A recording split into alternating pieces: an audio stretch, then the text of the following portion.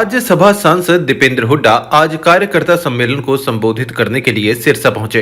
कार्यकर्ताओं ने नारेबाजी के साथ उनका स्वागत किया। मंच पर कार्यकर्ताओं का अभिवादन करते हुए सांसद दीपेंद्र हुड्डा अचानक गिर पड़े। कार्यकर्ताओं ने उनका हाथ पकड़ा और मंच से नीचे गिरने से बचाया। इसके बाद दीपेंद्र हुड्डा ने कार्यकर्ताओं को संबोधित किया और मीडिया से भी मुखातिब हुए। आज हमारे सिरसा कांग्रेस पार्टी की हमारी एक कार्यकर्ता बैठक है जो हरियाणा प्रदेश कांग्रेस कमेटी द्वारा सिरसा में शहीद किसानों के सम्मान में किसान मजदूर आक्रोश रैली 24 दिसंबर को जो तय की गई है। पहले हमने आपको 17 दिसंबर का तारीख बताई गई थी, लेकिन उस दिन गुरु तेग बहादुर जी की शहीदी दिवस इस साल 17 दिसंबर को मनाया जा रहा है। तो उस बात को देखते हुए अब वो 24 तारीख की निर्धारित की गई है और कांग्रेस की जो ये रैली होने जा रही है उसकी तैयारी के लिए आज यहाँ पे हमारा कार्यकर्ता बैठक का कार्यक्रम है। बाकी आपको सवाल हो तो आप पूछ सकते हैं।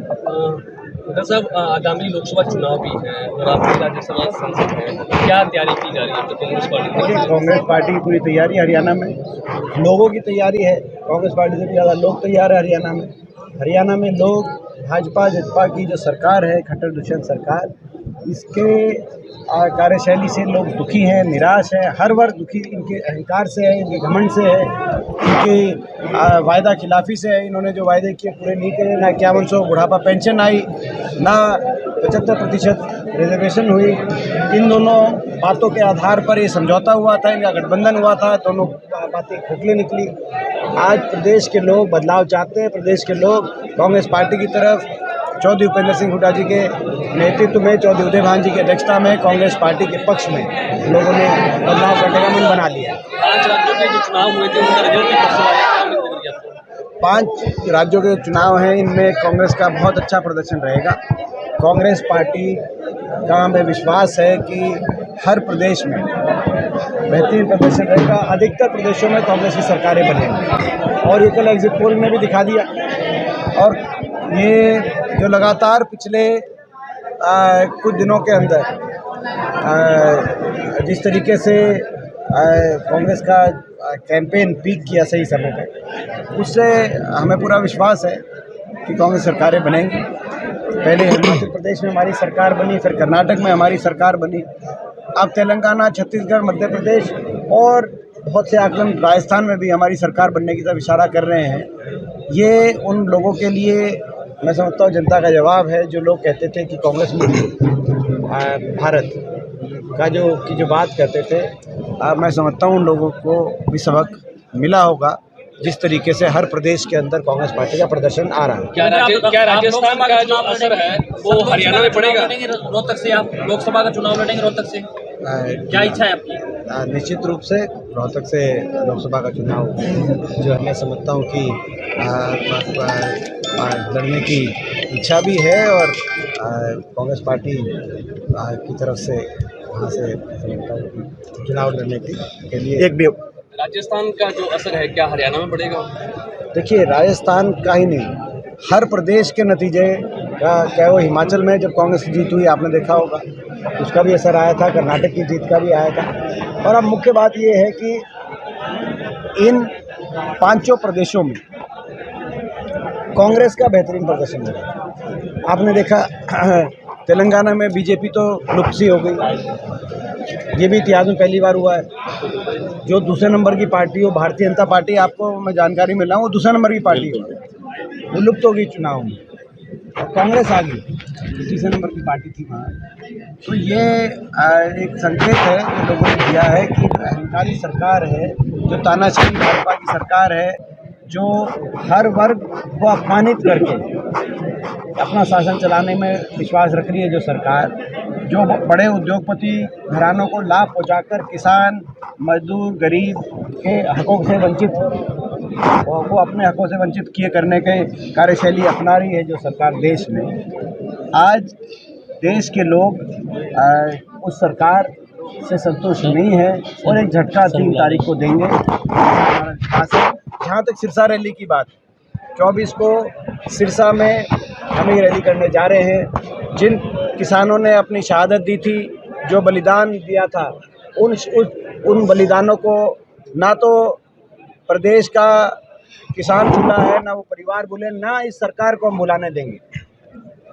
उन चिताओं की तपिश आज तक मैं समझता हूँ इस प्रदेश के किसानों के और प्रदेश के 36 बिरादरी के दिलों में जो है एक चिंगारी की तरह सुलग रही है, और सही मौके पे सरकार को जवाब देंगे। एक अहंकारी सरकार, एक ऐसी सरकार जिसके अहंकार ने 700 से ज़्यादा किसानों की बलि ली हो, उस सरकार के अहंकार को तोड़ने के लिए हमारा ये एक न्याय युद्ध भी है।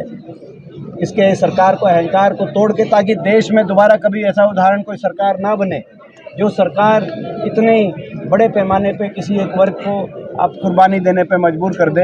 ऐसा अहंकार, ऐसे सरकार ना बने, इस बात को लेकर लड़ाई है। जो वायदे किए गए थे किसानों से, उनको पूरा कराने की लड़ाई है, प्रदेश में बदलाव लाने की लड़ाई। भिवानी में किसान और प्रशासन आमने सामने है। और ये इसी बातों को लेकर शहीद किसान सम्मान, किसान आक्रोश, किसान मजदूर आक्रोश रैली ये सिरसा में की जाए। हुड्डा साहब, भिवानी में स्वागत में आया सीएम आया के नारा लगे हैं, क्या माना जाए इसको? देखिए, ये पहले नारे दुष्यंत के स्वागत में लगते थे। देखिए ऐसा है, ये नारे जब आप अमेरिका गए थे तो वहाँ भी नारे लगे थे। आप लोग मेरे को जानते हैं, मैंने आज तक कोई किसी पद के लिए कभी भी जो है मैंने कोई ना प्रयास किया, ना कोई मेरा पद पाना कोई लक्ष्य है। और हरियाणा में चौधरी उपेंद्र सिंह हुड्डा जी के नेतृत्व में और चौधरी उदय भान जी की अध्यक्षता में हम लोग जो है बदलाव, परिवर्तन लाने के लिए कांग्रेस पार्टी चल रही है। लोग चौधरी उपेंद्र सिंह हुड्डा जी के नेतृत्व को याद करते हैं, और आज इसी आधार पर कांग्रेस पार्टी की हवा पूरे प्रदेश से बनी हुई है। और हम लोग सभी कार्यकर्ता के रूप में जो है कांग्रेस पार्टी को मजबूत करने के लिए प्रयास कर रहे हैं। और जो है मैं समझता हूँ कि ये जो 5 राज्यों के चुनाव परिणाम आएंगे, क्या इसे सेमीफाइनल माना जाए? ये अमेरिका की जहाँ तक आपने अमेरिका की जहाँ तक बात करी, वहाँ अमेरिका 3 दिन मैं गया था, और वहाँ पर लाखों की संख्या में हरियाणा से नौजवान पिछले 4-5 साल में पहुँचा है, और वो यहाँ की परिस्थितियों से हताश होकर पहुँचा है। देश में सबसे ज़्यादा बेरोजगारी हरियाणा में है। ऐसे में ही अपने घर बार, माता पिता को छोड़ के कोई, और इतनी मुश्किलों के कठिन रस्तों से हरियाणा का नौजवान वहाँ पहुँचा है जिसकी कल्पना नहीं की जा सकती। 3-3 महीने, 6-6 महीने पानमा के जंगलों के अंदर से, और डंकी के रास्ते, और फिर पैक्सियों की जो है दीवार कूद के वहाँ पे हरियाणा का नौजवान पहुँचा है। ये सरकार की पर्ची खर्ची अगर देखनी है तो जो विदेशों में पलायन हो रहा है हरियाणा के नौजवान का, उनसे पूछो कि सरकार की क्या पर्ची खर्ची चल रही है। क्या ये चुनाव? तो ये मैं समझता हूँ कि आज बड़े ये अमेरिका के अंदर जो गया, ये एक नई एक जो है इस सरकार ने काला इतिहास रखने का काम किया है कि हरियाणा सबसे ज़्यादा आज हरियाणा से पलायन हो किसी और प्रदेश के मुकाबले। ये काला इतिहास खट्टर सरकार ने लिखा है। हरियाणा के नौजवान के भविष्य को अंधकार में रहने का काम सरकार ने किया, इसीलिए भी हम सरकार से लड़ाई लड़ेंगे, परिवर्तन लाने की लड़ाई लड़ेंगे। बाकी क्योंकि लोग बहुत देर से बैठे इन हैं। चुनावों के बाद लोकसभा चुनाव होगा, क्या इसे सेमीफाइनल माना जाए? देखिए, हर चुनाव फाइनल होता है, हर चुनाव फाइनल हो, कोई सेमीफाइनल की कोई बात नहीं होती। जो इसके बाद जो मध्य प्रदेश का जो चुनाव है वो मध्य प्रदेश के लिए फाइनल है। जो छत्तीसगढ़ का चुनाव है वो छत्तीसगढ़ के लिए फाइनल है। और आपका सवाल आपके लिए फाइनल है, और इनका सवाल इनके लिए फाइनल है। और बीजेपी विकसित भारत संकल्प यात्रा निकाल रही है, कह रही है कि 56 दिनों में हर मतदाता तक पहुंचेंगे। 2047 तक बात है वो विकसित हो जाएगा। ये जो है भारतीय जनता पार्टी 10 साल यात्रा ही निकालती रहेगी। इन्होंने विकास तो कुछ किया नहीं। अगर विकास कराया होता तो ये यात्रा ना निकालते, वो विकास के अपने कार्य दिखाते कि हमने इतने थर्मल बना दिए, इतने परमाणु बना दिए, कारखाने बना दिए, इतने विश्वविद्यालय बना दिए, इतने एम्स बनवा दिए। ये बताने का काम करते हरियाणा में, मगर इन्होंने विकास तो कराया नहीं।